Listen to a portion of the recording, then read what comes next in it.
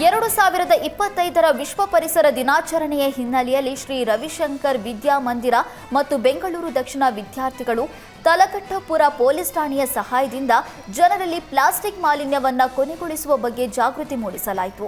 ಕನಕಪುರ ರಸ್ತೆಯಲ್ಲಿ ಮಾನವ ಸರಪಳಿ ನಿರ್ಮಿಸಿ ಬ್ಯಾನರ್ಗಳು ಮತ್ತು ಫಲಕಗಳನ್ನು ಹಿಡಿದು ಸಾರ್ವಜನಿಕರಿಗೆ ಅರಿವು ಮೂಡಿಸಿದರು. 9 ರಿಂದ 12ನೇ ತರಗತಿಯ ವಿದ್ಯಾರ್ಥಿಗಳು ಶಿಕ್ಷಕರ ಮಾರ್ಗದರ್ಶನದಲ್ಲಿ ಜಾಗೃತಿ ಅಭಿಯಾನ ನಡೆಸಿದರು.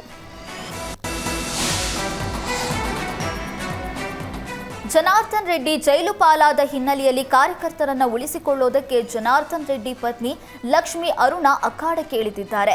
ಹೈದರಾಬಾದ್ನಲ್ಲಿದ್ದ ಲಕ್ಷ್ಮಿ ಅರುಣ ಬಳ್ಳಾರಿಗೆ ಆಗಮಿಸ್ತಾ ಇದ್ದಂತೆ ನೂರಾರು ರೆಡ್ಡಿ ಬೆಂಬಲಿಗರೊಂದಿಗೆ ಸಭೆ ನಡೆಸಿದ್ದಾರೆ. ರೆಡ್ಡಿ ಕಟ್ಟಿರುವ ಬೆಂಬಲಿಗರ ಕೋಟೆಯ ಜೊತೆಗೆ ರೆಡ್ಡಿ ಪತ್ನಿ ನಿರಂತರ ಸಭೆ ನಡೆಸ್ತಾ ಇದ್ದಾರೆ. ಬಳ್ಳಾರಿ ರಾಜಕೀಯದಲ್ಲಿ ಜನಾರ್ದನ್ ರೆಡ್ಡಿ ರಾಜಕೀಯ ಗ್ರಿಪ್ ತಪ್ಪದಂತೆ ಎಚ್ಚರ ವಹಿಸಿದ್ದಾರೆ. ಈಗಾಗಲೇ ಜನಾರ್ದನ್ ರೆಡ್ಡಿಯ ಬೆಂಬಲಿಗರು ಕೆಲವರು ಶ್ರೀರಾಮುಲು ಜೊತೆಗೆ ಹೋದರೆ ಇನ್ನೂ ಕೆಲವರು ಕಾಂಗ್ರೆಸ್ ಜೊತೆಗೆ ಗುರುತಿಸಿಕೊಳ್ತಾ ಇದ್ದಾರೆ. ಜನಾರ್ದನ್ ರೆಡ್ಡಿ ಕೋರ್ಟ್ನಿಂದ ಹೊರತರುವುದಕ್ಕೆ ಕಾನೂನು ಹೋರಾಟ ನಡೀತಾ ಇದೆ. ಕಾರ್ಯಕರ್ತರು ಯಾವುದೇ ಆತಂಕ ಪಡೆಯುವ ಅಗತ್ಯವಿಲ್ಲ ಅಂತ ಅರುಣಾ ಲಕ್ಷ್ಮಿ ತಿಳಿಸಿದ್ದಾರೆ. ಶಿವಮೊಗ್ಗ ಜಿಲ್ಲೆಯ ಸಾಗರ ಕ್ಷೇತ್ರ ಶಿಕ್ಷಣಾಧಿಕಾರಿಗಳ ಕಚೇರಿ ಮುಂದೆ ಸ್ವಚ್ಛತಾ ಕಾರ್ಯದಲ್ಲಿ ಸ್ವತಃ ಶಿಕ್ಷಣಾಧಿಕಾರಿ ಪರಶುರಾಮಪ್ಪ ಖುದ್ದು ಫೀಲ್ಡ್ಗಿಳಿದಿದ್ದಾರೆ. ಇದು ಇತರೆ ಸರ್ಕಾರಿ ಅಧಿಕಾರಿಗಳಿಗೆ ಮಾದರಿಯಾಗಿದೆ. ಕ್ಷೇತ್ರ ಶಿಕ್ಷಣಾಧಿಕಾರಿಗಳ ಕಚೇರಿ ಹಾಗೂ ಗುರುಭವನ ಆವರಣವನ್ನ ಸಹಕಾರ ಸಂಸ್ಥೆ ವತಿಯಿಂದ ಸ್ವಚ್ಛಗೊಳಿಸಲಾಯಿತು.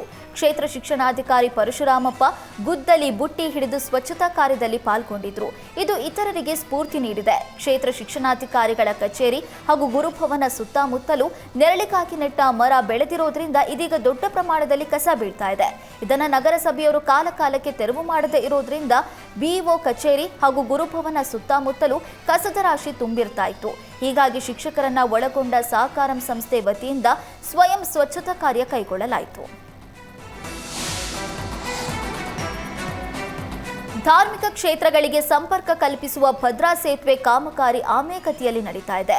ಅನುದಾನದ ಕೊರತೆ ನೆಪದಲ್ಲಿ ಚಿಕ್ಕಮಗಳೂರು ಜಿಲ್ಲೆ ಎನ್ಆರ್ಪುರ ತಾಲೂಕಿನ ಬಾಳೆಹೊನ್ನೂರಿನ ಭದ್ರಾ ನದಿ ಸೇತುವೆ ಕಾಮಗಾರಿ ಆಮೆಗತಿಯಲ್ಲಿ ನಡೀತಾ ಇದೆ. 2017ರಲ್ಲಿ ಶಂಕುಸ್ಥಾಪನೆ ಮಾಡಿ 19 ಕೋಟಿ ಅನುದಾನ ಬಿಡುಗಡೆ ಮಾಡಲಾಗಿತ್ತು. ಅಂದಿನ ಸಿಎಂ ಸಿದ್ದರಾಮಯ್ಯರಿಂದ ಸೇತುವೆ ಕಾಮಗಾರಿ ಶಂಕುಸ್ಥಾಪನೆಯಾಗಿತ್ತು. 3 ವರ್ಷದಲ್ಲಿ ಮುಗಿಯುವ ಕಾಮಗಾರಿ 8 ವರ್ಷ ಕಳೆದರೂ ಕೂಡ ಪೂರ್ಣವಾಗಿಲ್ಲ. ಅರ್ಧಂಬರ್ಧ ಕಾಮಗಾರಿ ಮಾಡಿಸಿದ ಗುತ್ತಿಗೆದಾರ ಕೆಲಸ ನಿಲ್ಲಿಸಿದ್ದಾನೆ. ರಾಜ್ಯ ಸರ್ಕಾರ ಸೇತುವೆ ಕೆಲಸ ಮುಗಿಸುವುದಕ್ಕೆ ಮುಂದಾಗಿಲ್ಲ. ಧಾರ್ಮಿಕ ಕ್ಷೇತ್ರವಾದಂಥ ಶೃಂಗೇರಿ, ಹೊರನಾಡು, ಕಳಸ ಪ್ರದೇಶಗಳಿಗೆ ಸಂಪರ್ಕ ಕಲ್ಪಿಸುವಂತ ಸೇತುವೆ ಇದಾಗಿದೆ. ಬ್ರಿಟಿಷ್ ಕಾಲದ ಭದ್ರಾ ಸೇತುವೆ ಮೇಲೆಯೇ ವಾಹನಗಳು ಸಂಚಾರ ಮಾಡ್ತಾ ಇದ್ದು 125 ವರ್ಷದ ಹಳೆ ಸೇತುವೆಯಲ್ಲಿ ಬಿರುಕು, ಪಿಲ್ಲರ್ಗಳ ಬಳಿ ಮರ ಗಿಡ ಬೆಳೆದು ಶಿಥಿಲಾವಸ್ಥೆ ಉಂಟಾಗಿದೆ.